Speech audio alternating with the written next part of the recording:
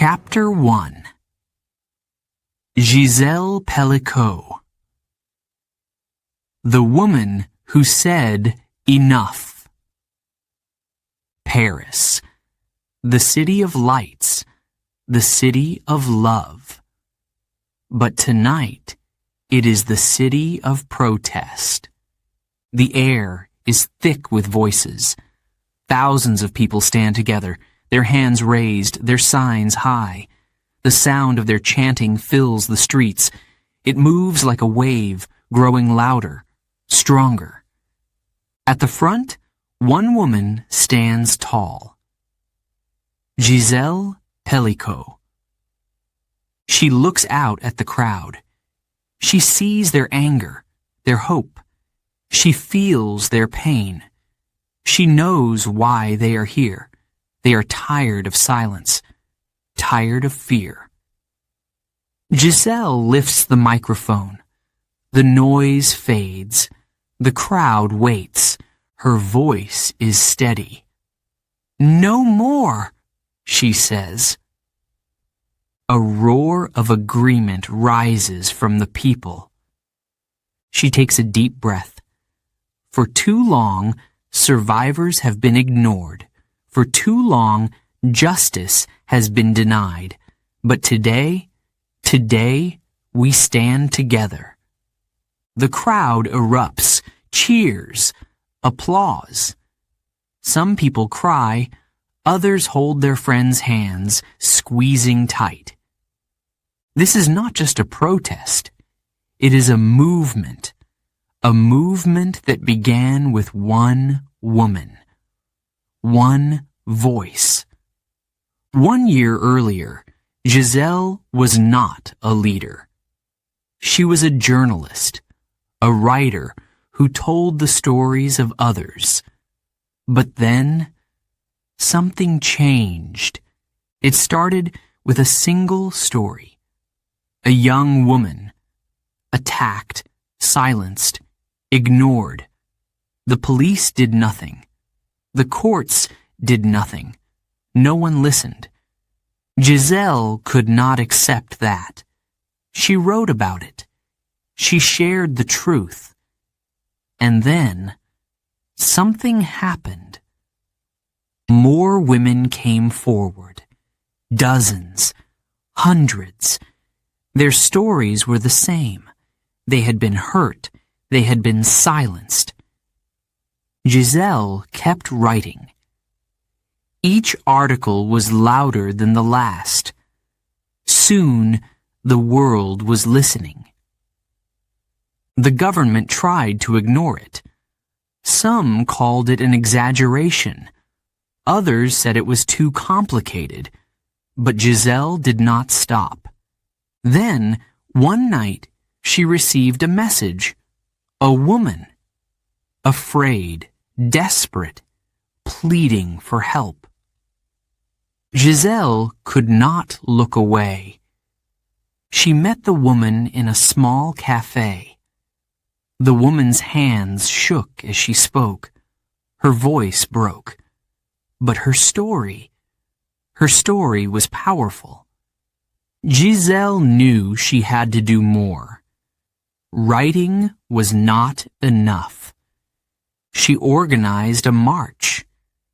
Just a small one, at first. A few hundred people in Paris. Then another and another. The movement spread. It grew.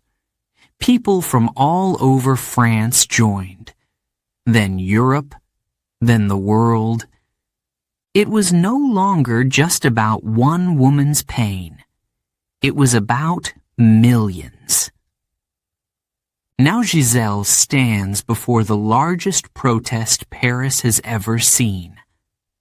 The Eiffel Tower shines in the night, watching over them. She lifts her voice. "We demand change," she shouts. The crowd repeats her words, louder, fiercer. "We demand justice." The city shakes with their voices. Some politicians call her dangerous. Some say she is causing trouble. But others are listening. A week later, the government announces a new law. Stronger protection for survivors. Harsher punishments for those who harm them. It is a victory. But Gisèle knows the fight is not over. That night, as she walks home, she looks up at the sky.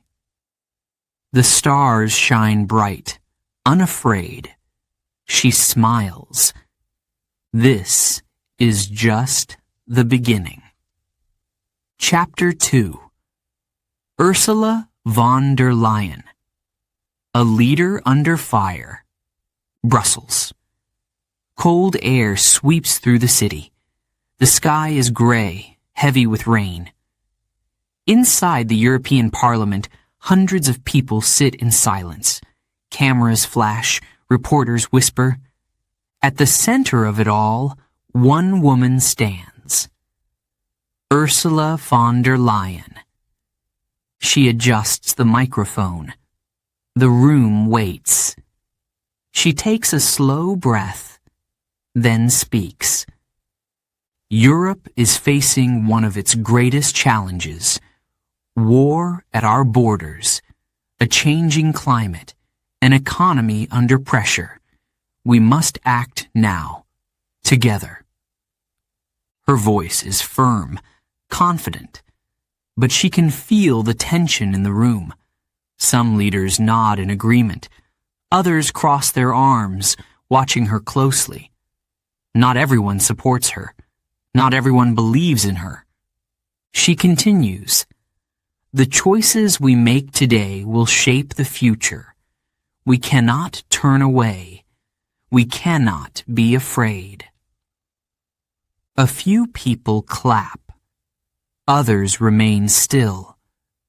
Ursula has been here before. Facing doubt. Facing resistance. But she knows she must push forward. Outside, protesters gather. Some wave flags demanding stronger action on climate change. Others hold signs against new economic policies. They chant, their voices echoing through the streets. Ursula hears them as she steps out of the building. A journalist rushes forward. Madam President, your critics say your policies are too ambitious, too expensive. What do you say to them? She does not hesitate. I say that doing nothing will cost us even more. Europe must lead, or we will fall behind. The cameras flash again. The journalist nods, taking notes. Ursula walks toward her car, her face calm. But inside, she knows. This is only the beginning. 1 year earlier, she had made a bold promise. A stronger Europe, a greener economy, a plan to make the continent independent of foreign energy. It was a vision of the future. But visions do not come without battles. Some countries resisted. They worried about the cost, about losing control. Others wanted change but feared the speed. Ursula had to convince them. She spent hours in meetings, days in negotiations. She listened, argued, compromised. Slowly, things began to move. New agreements were signed. Old policies were changed. But still, it was not enough for some. One evening, she sat in her office, reading reports. The numbers were clear. Inflation was rising. People were struggling. Some blamed her. Some wanted her to step down. She closed her eyes for a moment. The weight of leadership was heavy. Then a message arrived. A letter from a young woman in Spain. "Thank you," it read. "Because of your policies, my family can afford clean energy. My future looks brighter." Ursula smiled. This was why she fought. Not for politics, not for power, but for people. The next day, she stood in front of the press again. "I know the road is not easy, but change never is. We will not stop now." The headlines were sharp. Some praised her, others attacked her. But she did not waver. Back in Brussels, another storm was building. New elections were coming. Some parties wanted a different path. They called her leadership too strong, too controlling. At a debate, a political rival stood up. "Madam President, you speak of unity, but isn't it true that many European nations disagree with you?"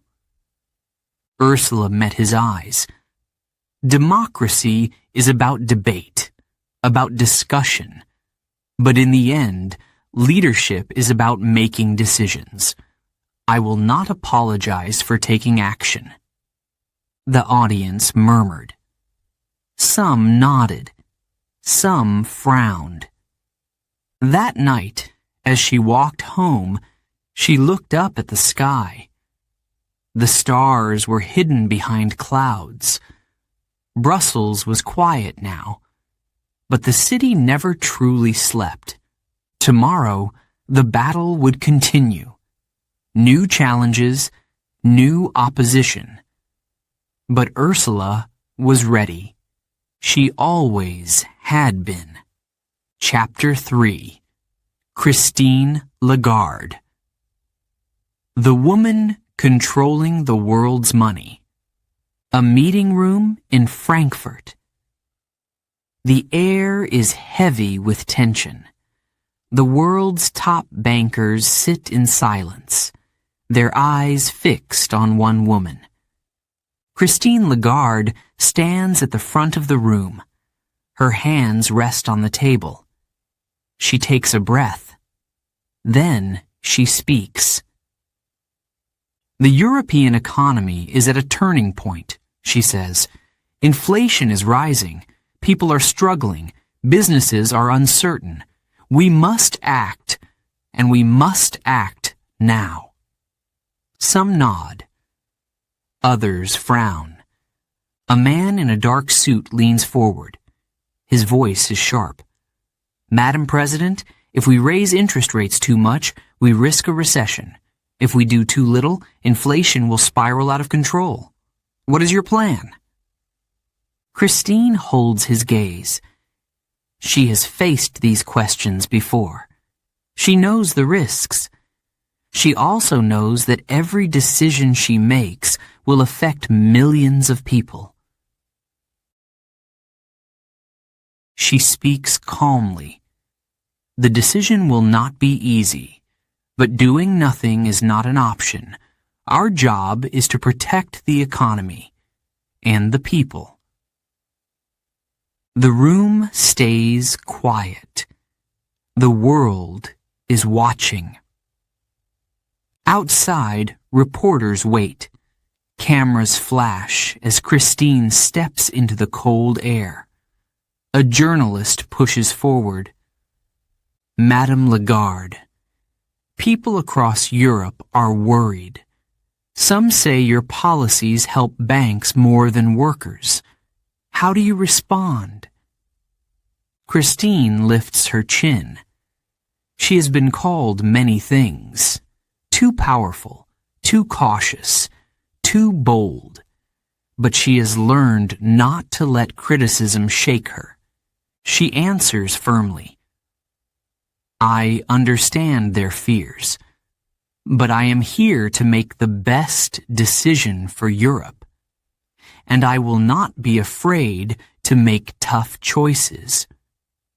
She walks away, her heels clicking against the pavement. Behind her, the reporters keep shouting, but she does not look back. 1 year earlier, the crisis had started. Prices were rising fast. Families struggled to pay their bills. Protests broke out in the streets of Paris, Madrid, and Berlin. People blamed the government and the banks. Christine watched closely.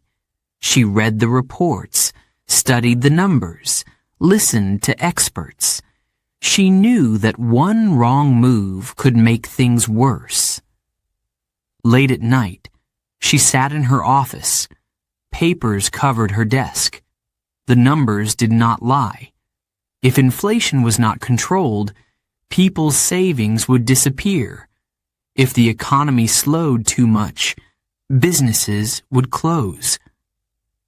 She sighed, rubbing her temples. There was no easy answer. She thought about her past, about the years before she became one of the most powerful women in finance. As a young lawyer, she had fought for women's rights. She had learned that to lead, you had to be strong, and you had to be ready for a fight. Now, she was leading Europe's central bank. The fight was different, but the lesson was the same. The next morning, she made her decision. Interest rates would rise. It was a risk, but she believed it was the right path. Some called her a hero. Others said she was making a mistake. But Christine knew that in finance, no decision pleased everyone. Months passed. The economy shifted. Inflation slowed. Some businesses struggled, but the worst was avoided. Then, a new challenge arrived. A major bank in Germany collapsed. Panic spread. Would other banks fall next? Would people lose their money? Christine acted fast. She called emergency meetings. She spoke with world leaders. She made sure people's savings were protected. Again, some praised her. Others said she had saved the banks, but not the people.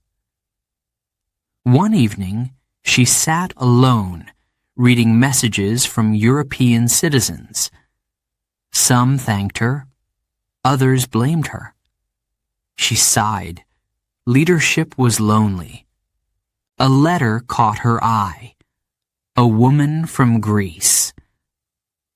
My parents lost everything in the last crisis. This time, they are safe. Thank you. Christine smiled. Sometimes leadership was not about being liked. It was about making sure people could sleep at night. The next day, she stood in front of the press once more. We are not done.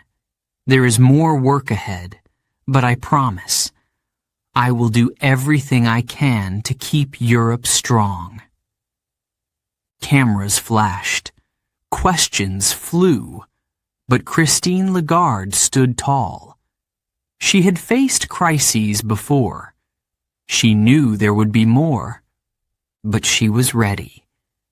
She always had been. Chapter 4. Claudia Sheinbaum. Breaking barriers in Mexico. Mexico City.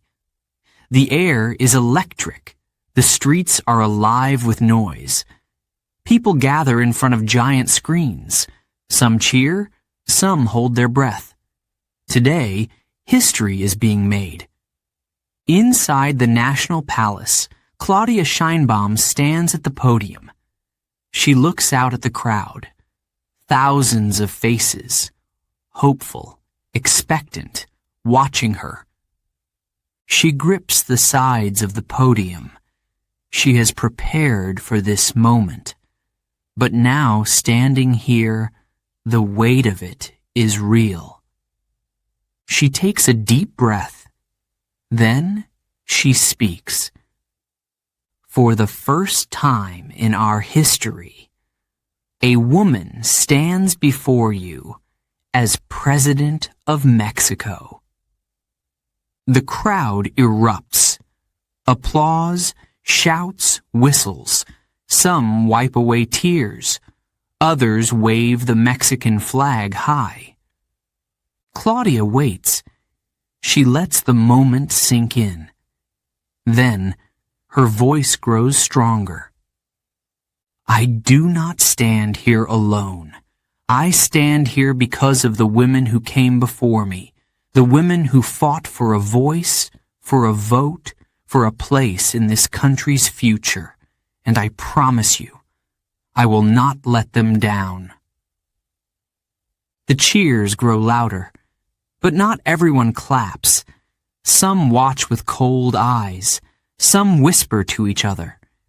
They do not believe in her. They do not trust her. She knows this. She knew it long before today. Her journey was never easy. Years before, Claudia was a scientist. She studied energy, climate change, the environment. She believed in numbers, in logic, in solutions. But science alone could not change the world. She saw her country struggling. Corruption, violence, inequality. She saw leaders make promises but never keep them. She could not stay silent. She entered politics. At first, people did not take her seriously. A scientist? They laughed. What does she know about running a country? But she proved them wrong. As mayor of Mexico City, she worked hard. She built safer streets, cleaner energy, better schools. People noticed. People believed. Then, the moment came. An election. A chance to lead the whole country. The campaign was brutal. Attacks in the media. Critics saying she was too weak, too inexperienced. But Claudia did not stop. She traveled across Mexico. She listened. She spoke. And when the votes were counted, she won. Now, here she is, standing at the highest seat of power. But she knows winning is just the beginning. The next morning, the real work begins. Meetings, plans, decisions. Every choice she makes will shape Mexico's future. But there is opposition. Politicians who do not want change. Business leaders who fear her reforms. Some protest against her. Others spread rumors. One evening, her advisors come to her office. Their faces are tense. Madam President, one says, they are trying to block your policies. They say you are moving too fast. Claudia listens. She does not react. Finally, she speaks. If we do not move fast, we do not move at all. She stands, looking out the window. Mexico City is glowing with lights. Millions of people live here. Millions more across the country. She thinks of them. The workers, the students, the mothers, the daughters. She knows what is at stake. The next day, she holds a press conference. Cameras flash. Journalists lean forward, waiting. She speaks clearly. I was elected to bring change. I will not be stopped by fear. We will build a stronger, fairer Mexico, and we will do it together. The headlines explode. Some call her bold, others call her reckless. But Claudia does not look at the headlines. She looks at her people, and she keeps going. Because leading a nation is never easy, but she was never afraid of hard work. Chapter 5. Rachel Reeves. The UK's first female Chancellor. London. The sky is grey. The air is cold. Outside Parliament, cameras flash. Journalists push forward, microphones ready. The city is waiting. The country is waiting. Inside, Rachel Reeves stands before the House of Commons. The room is full. Every seat taken. Eyes locked on her. Some expect solutions. Some expect failure. She grips the wooden box in front of her, the famous red briefcase of the Chancellor. Inside, the budget. A plan that will decide the future of millions. She takes a deep breath. Then she begins. This country is facing great challenges, she says. Inflation, rising costs, struggling businesses. People are worried, and they have every right to be. A murmur spreads through the room. She expected this. But we are not here to watch the crisis grow. We are here to act. She pauses. The room is silent now. I am introducing a plan for growth, for investment, for stability. We will support businesses, protect jobs, and help families who are struggling. Some MPs nod. Others shake their heads. The opposition benches whisper to each other. Rachel continues. This budget is about fairness, about making sure opportunity reaches every part of the country, not just the wealthy, not just the powerful. A voice from across the room interrupts. But at what cost, Chancellor? She expected this too. She lifts her chin. At the cost of doing nothing? At the cost of letting this country fall deeper into crisis? I will not let that happen. Some clap. Some remain silent. Rachel knows this is only the beginning. Years ago, she was not a politician. She was an economist, a numbers expert, a thinker. She studied markets, policies, and finances. She worked in banking, analyzing risks, predicting the future. But numbers alone could not fix a broken system. She saw the struggles of ordinary people, families choosing between heating and food, businesses shutting down, workers losing jobs. She knew she could help, but not from the outside. So, she stepped into politics, a world of debate, pressure, and power. Some doubted her. Some tried to block her rise, but she kept moving forward. She worked hard, spoke clearly, fought for what she believed in. Then, history was made. The first woman to become Chancellor of the Exchequer, the most powerful financial role in Britain. The country's money in her hands. The responsibility was huge, the risks even bigger. One night, she sat in her office late into the evening, Papers covered her desk, graphs, reports, letters from citizens. A note caught her eye. Dear Chancellor Reeves, I run a small cafe. My energy bills have tripled. I don't know how long I can stay open. Please help. She closed her eyes for a moment. She had read many letters like this. She had to act. The next morning, she announced a new policy. Help for small businesses, lower energy costs, support for struggling families. Some cheered. Others called it too expensive. Some said it was not enough.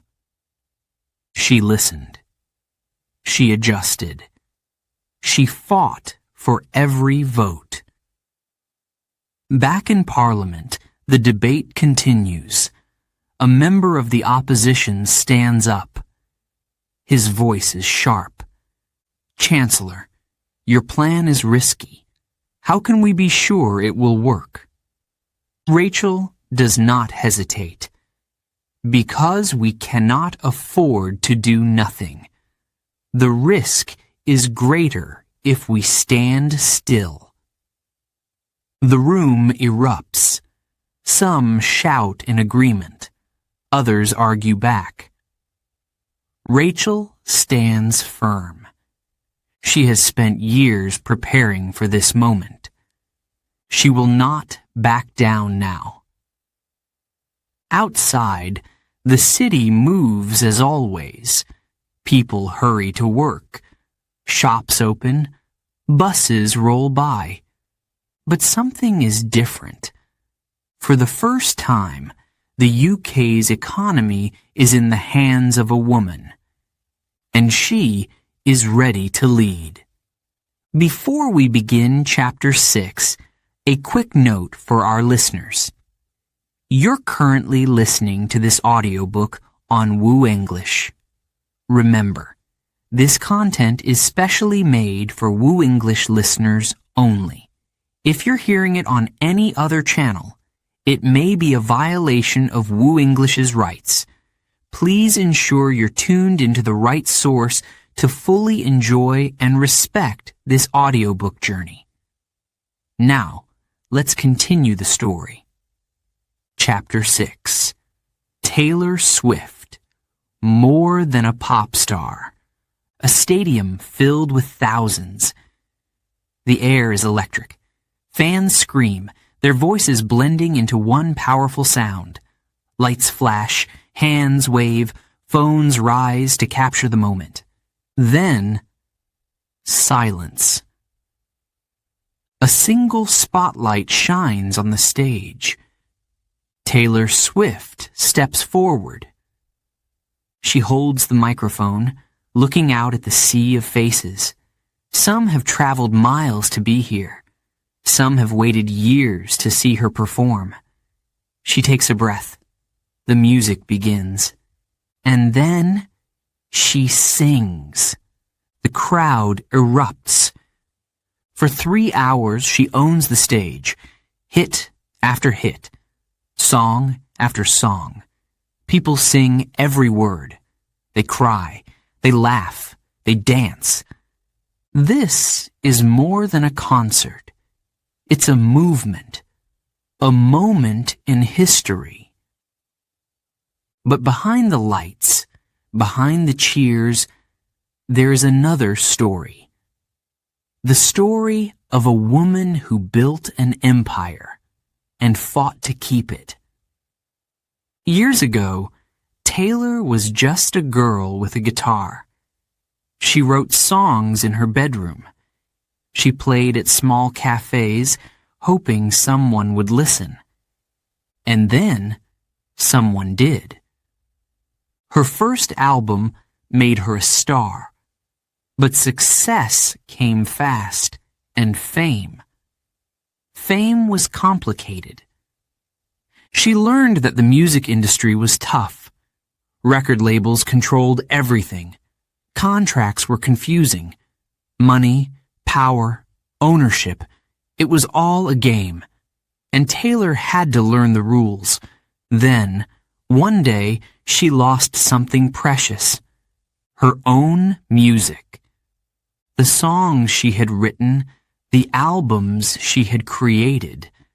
They were no longer hers, sold without her approval, owned by someone else. She was furious. She was heartbroken, but she was not defeated. Taylor made a decision. If she couldn't own her old songs, she would record them again. She would take back what was hers. People doubted her. They said it was impossible. They said it had never been done before. But Taylor did it. One by one, she re-recorded her albums. Fans supported her. The world watched in amazement. She proved that artists could fight back, that musicians could take control. That power did not belong only to the industry. It belonged to the people. Her battle for ownership was just one part of her journey. Taylor also became a voice for others. She spoke about artists' rights, about women in music, about the struggles of fame. She faced critics, scandals, and headlines. Some called her too powerful. Others said she was playing the victim. She ignored them. She kept writing, kept singing, kept telling her truth. And the world listened. Now she stands in front of 80,000 people, holding her guitar. The crowd chants her name. She smiles. She strums the first chord. The music plays. The stadium shakes. Taylor Swift, more than a pop star, sings into the night. Chapter 7. Beyoncé. The queen of more than music. The lights go out. For a moment, the stadium is silent. The crowd holds its breath. Then, the drums begin. The bass shakes the floor. A spotlight cuts through the darkness. Beyoncé stands in the center of the stage. She does not speak. She does not move. She simply stands there, strong, powerful, in control. Then, her voice.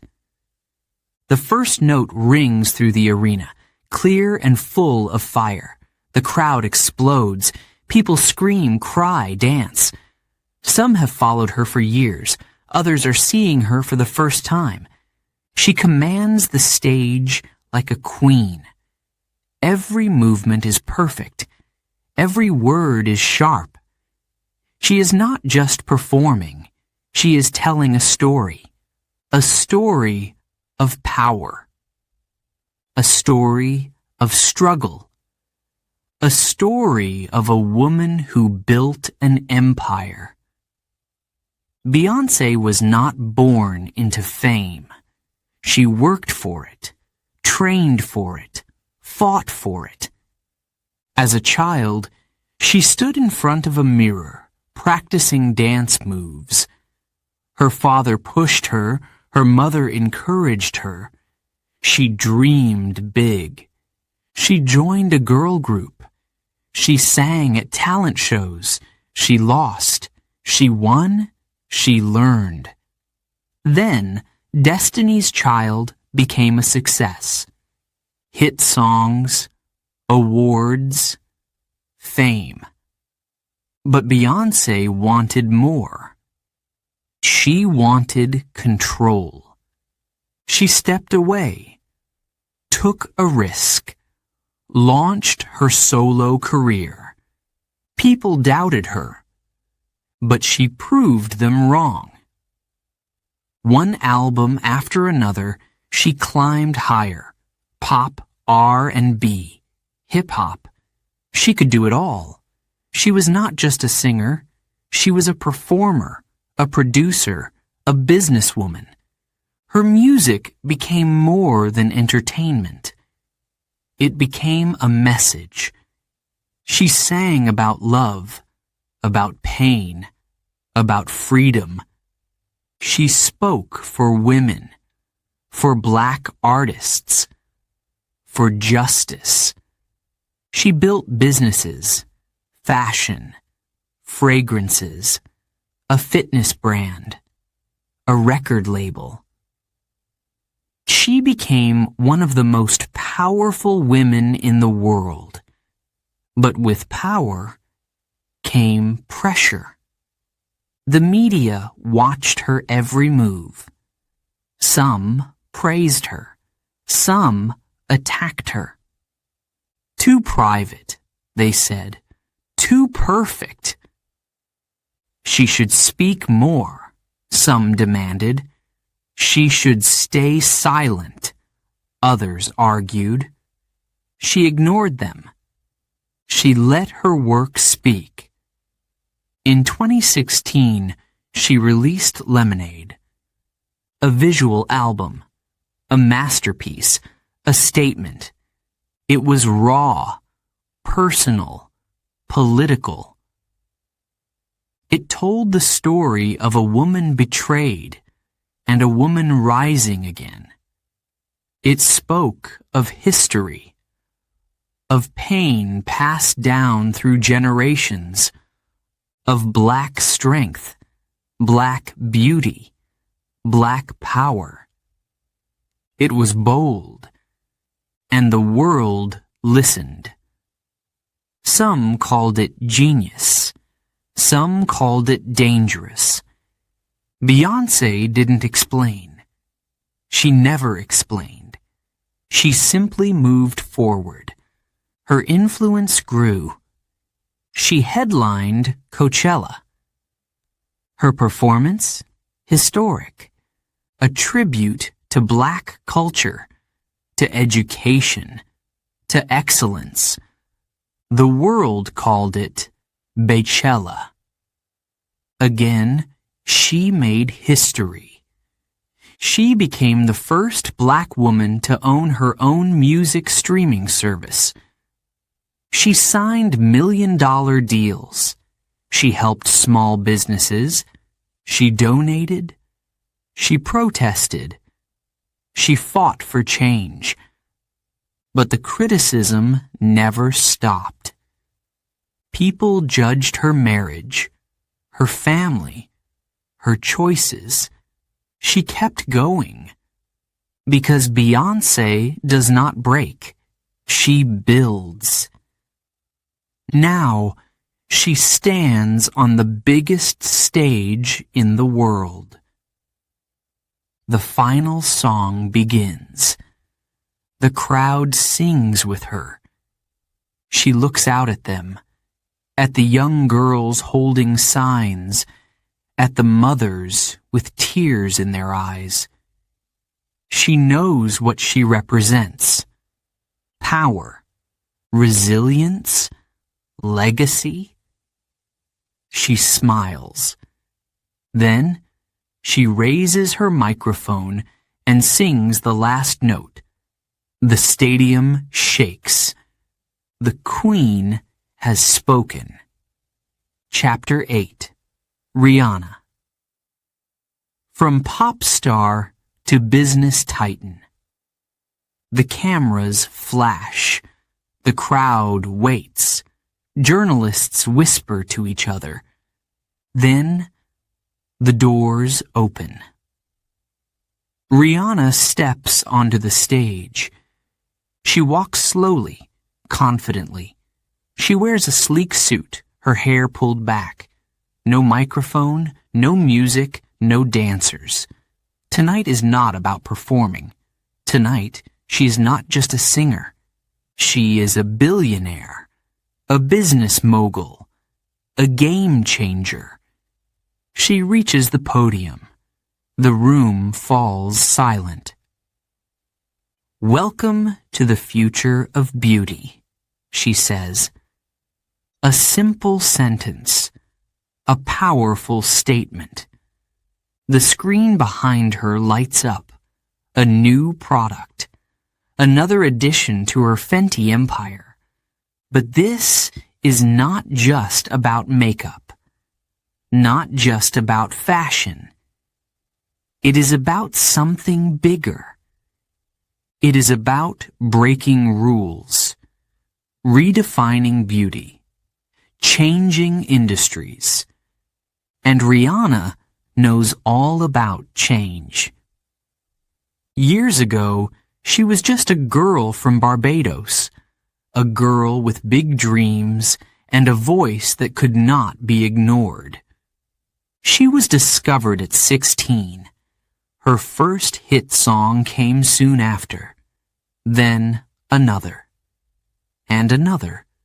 She ruled the charts, won awards, performed on the world's biggest stages.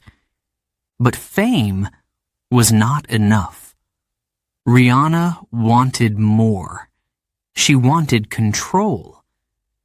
She wanted to build something that would last. So, she made a choice. She stepped away from music. The world waited. Fans begged for a new album. But Rihanna had a different plan. She launched Fenty Beauty, a makeup brand with one bold message. Everyone deserves to be seen. 40 foundation shades, more than any other brand at the time. The industry was shocked. Other brands had ignored darker skin tones for years. Rihanna did not. And it paid off. Within weeks, Fenty Beauty was a global success. Stores sold out. Magazines called it the future of beauty. But Rihanna was just getting started. She launched Savage X Fenty, a lingerie brand for all body types.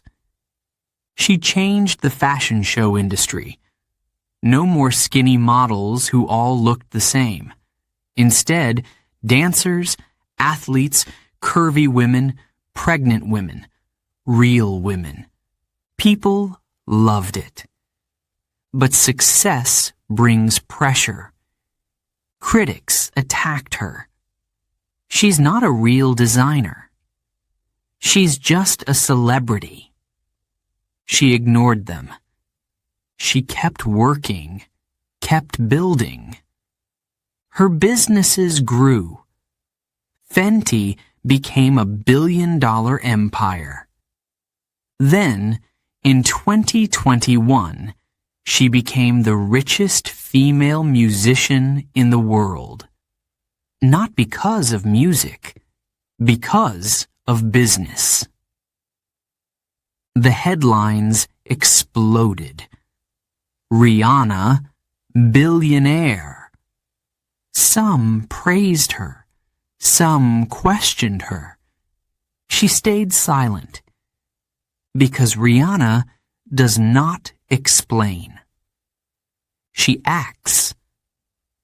Now, in 2025, she stands in front of the world once again. She smiles. People said I couldn't do this, she says. People said a singer couldn't be a CEO. They said I should stick to music. She shakes her head. They were wrong. The crowd claps. Some nod. Some sit in silence, thinking. Because Rihanna is not just a pop star. She is proof that limits do not exist. That women can lead. That black women can own. That success has no rules. She steps away from the podium. cameras flash again. She walks past the reporters, past the headlines, past the doubt. She does not need permission. She never has. Chapter 9. Mary Barra. Driving the future. The engine hums softly. The dashboard glows. The car moves forward without a sound. No gasoline, no pollution, no limits. This is the future. Mary Barra watches from the sidelines, her arms crossed. Around her, engineers study the data. Screens flash, numbers change. How far did it go? She asks.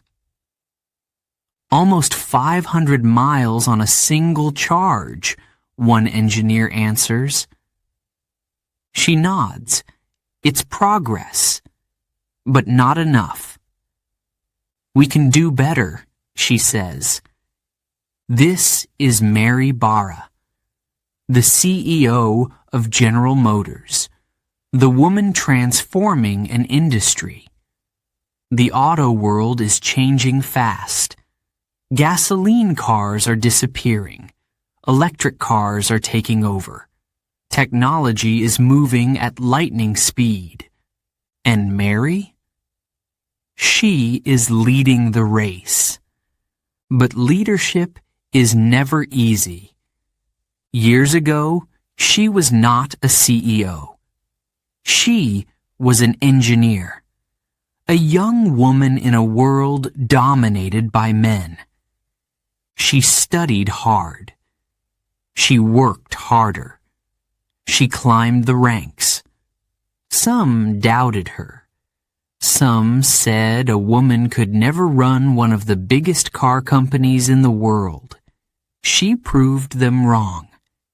In 2014, she became the first female CEO of General Motors, the first woman to lead a major car company. At first, the world watched with curiosity. Could she handle it? Could she compete with the biggest names in the industry? Then, disaster struck. A major recall. Faulty ignition switches. Accidents. Deaths. It was one of the worst crises in General Motors' history. The press attacked. People demanded answers. Mary did not hide. She stood before Congress. She faced the cameras. She took responsibility. We failed, she said, and we will fix it. Some CEOs run from problems. Mary Barra does not. She made big changes. She rebuilt trust. And then she turned to the future. Electric cars, self-driving technology, a world without gasoline. She knew it would not be easy. The auto industry was built on tradition, on power, on fossil fuels. Not everyone wanted change.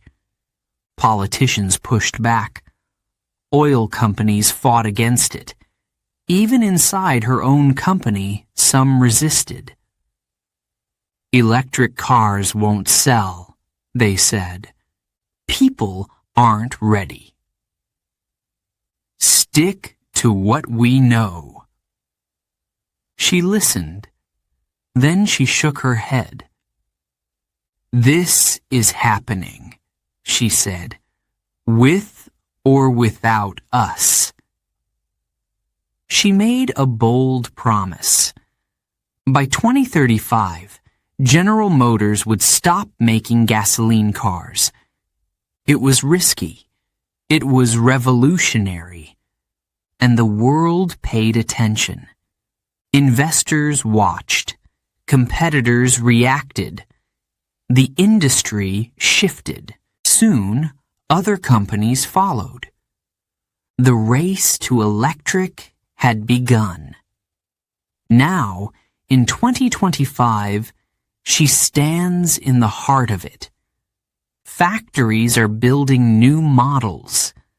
Faster, smarter, cleaner cars. Charging stations appear across cities. Consumers are buying. But the battle is not over. New challenges arrive every day. Supply shortages, market pressures, political debates. Some still doubt. Some still fight. Mary does not stop. Because leadership is about vision, about knowing where the world is going, even when others cannot see it yet. She looks at the car in front of her, sleek, silent, powerful.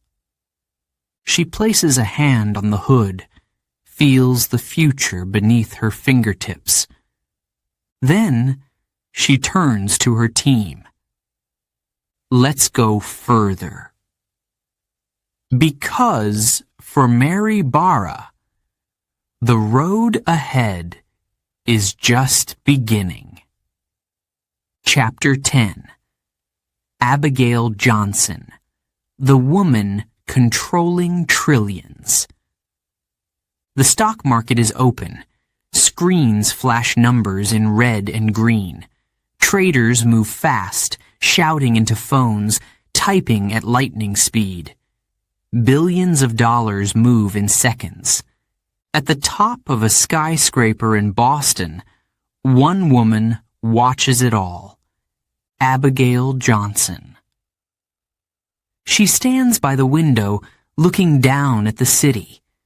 The financial world is loud, chaotic, unpredictable, but she is calm.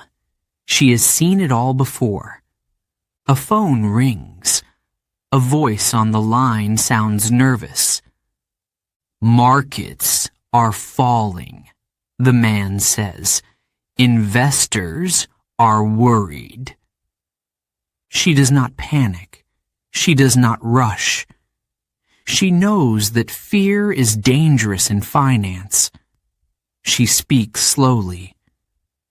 Stay focused, she says. This is not the first crisis. It will not be the last. Her words bring silence. The man exhales. He trusts her. They all do. Because Abigail Johnson is not just any investor.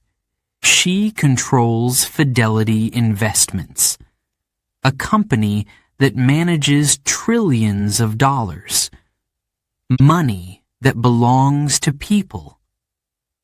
Workers saving for retirement, families investing for their future.